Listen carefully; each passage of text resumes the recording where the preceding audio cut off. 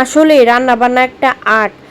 Art করতে গেলে বা তাকে সূক্ষ্মভাবে বা তীক্ষ্ণ চোখে যেভাবে দেখতে হয় যে ঠিক আছে কি না আর্টটা, বা কোনো জায়গায় রং বেশি পড়েছে কম পড়েছে সব কিছু খেয়াল রাখতে হয়।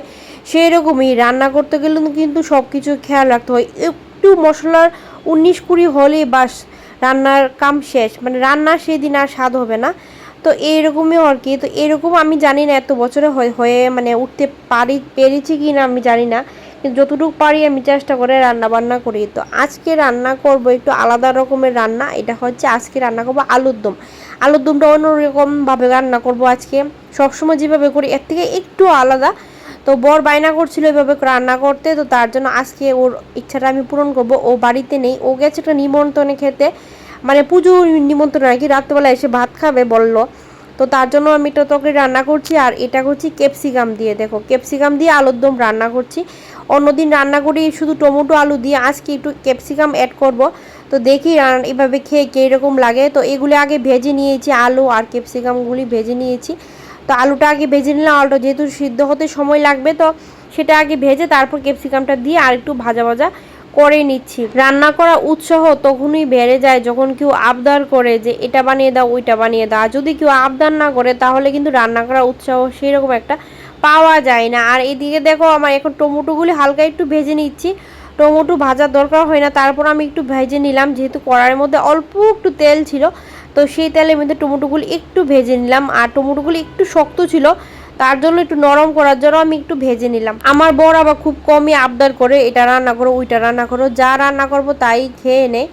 তবে আগে করতো, এখন সেরকম একটা করে না, আর আমি আমার মতোই রান্না করি। তবে এটা অনেক দিন পর একটা আবদার করলো যে এভাবে একটু রান্না করে খাওয়াও। তো দেখি, আমি নিজে এভাবে কোনো রান্না করে খাইনি, দেখি কীরকম হয়। তো এখন 5 ফোড়ন দিয়ে দিলাম। সম্পূর্ণ নিরামিষভাবেই রান্না করছি। নিরামিষ রান্না একটু ভালোভাবে রান্না না করলে সেই রান্নার খাওয়াই যায় না। আমিষ রান্না যেরকমভাবেই রান্না করি না কেন খাওয়া যায়, কিন্তু নিরামিষ রান্না কিন্তু খুব পারফেক্টভাবে রান্না করতে হয়, না হলে কিন্তু সেই রান্না একদমই খাওয়া যায় না। আর এখন দিয়ে দিলাম আদা কুচি। হঠাৎ করেই বাইরের বৃষ্টি শুরু হয়ে গেল এই রান্না করতে করতে। এরকম বৃষ্টি হলো, মানে আমার চিন্তা হচ্ছে এখন বর কিভাবে বাড়ি আসবে। এখনও কিন্তু বাড়ি আসেনি, প্রায় 10:30 বাজতে চললো। ওর আসতে নাকি দেরি হবে, জানি না এসে আদৌ কি ভাত খাবে কি না। যেহেতু বলেছে খাবে তার মানে খাবে। এখন একটু মশলাও দিয়ে দিলাম, মানে ফোড়নটা কষিয়ে মানে ভাজা ভাজা করে মশলাটা এখন কষাবো। আমার বর কিন্তু প্রায়ই রান্না করে, আর আমার এখন ওরাতে রান্না খেতে খেতে আমার নিজের হাতে রান্না খেতেই একদম ভালো লাগে না, টেস্টি লাগে না, মনে হয় যেন রান্নাটা হয়ই না। আসলে এত বছর কিন্তু আমি রান্না করেছি, কিন্তু কি কয়েক মাস ধরে আমার বর টুকটাক রান্না করতে ওর ভালোবাসে, তার জন্য একটু একটু করে। আর ওরাতে রান্না খেয়ে এখন আমার নিজের হাতে রান্না খেতে একদমই ভালো লাগে না। তো যাকে সবসময় তো ওর দ্বারা রান্না সম্ভবও না। তো এখন যেহেতু আমার রান্না করতে হচ্ছে, তো একটু গুছিয়ে রান্না করার চেষ্টা করছি তোমাদের সাথে কথা বলতে বলতে। তো রান্নাটা কিন্তু অনেকটাই হয়ে এসেছে, এখন মশলাটা প্রায় কষিয়ে গেল। এখন আস্তে আস্তে আমি এটার মধ্যে টমেটোগুলি অ্যাড করে দেবো একটা একটা করে। টমেটোগুলি যেহেতু আগে থেকে একটু ভেজে রেখেছি, তাই বেশিক্ষণ আর ভাজতে হবে না, এই মশলার মধ্যে কষাতে হবে না, এমনিতেই সিদ্ধ হয়ে যাবে। যখনই ঘরে একা থাকি মনের মধ্যে অনেক কথা আসে, অনেক দুঃখের কথা আসে, মানে সেগুলি তখন এত কান্না পায় কি আর বলবো। আমার ছেলে এখন ওই ঘরে বসে আছে ফোন নিয়ে, মানে ভাত খাচ্ছে আর কি, আর আমি এদিকে রান্না করতে করতে অনেক কিছুই খেয়াল মানে আসছে মনের মধ্যে, খুব দুঃখ লাগছে, কষ্ট লাগছে। আসলে ওর জন্মদিন আসছে, আর এই জন্মদিনটা এবার গত বছরের মতো মানে সব বছরে যেরকমভাবে করে সেরকমভাবে পালন করতে পারবো না, তার জন্য খুব দুঃখ হচ্ছে। যখন ও ছোট ছিল কিছু বোঝার মতো ক্ষমতা ছিল না, তখন সুন্দর করে পালন করেছি।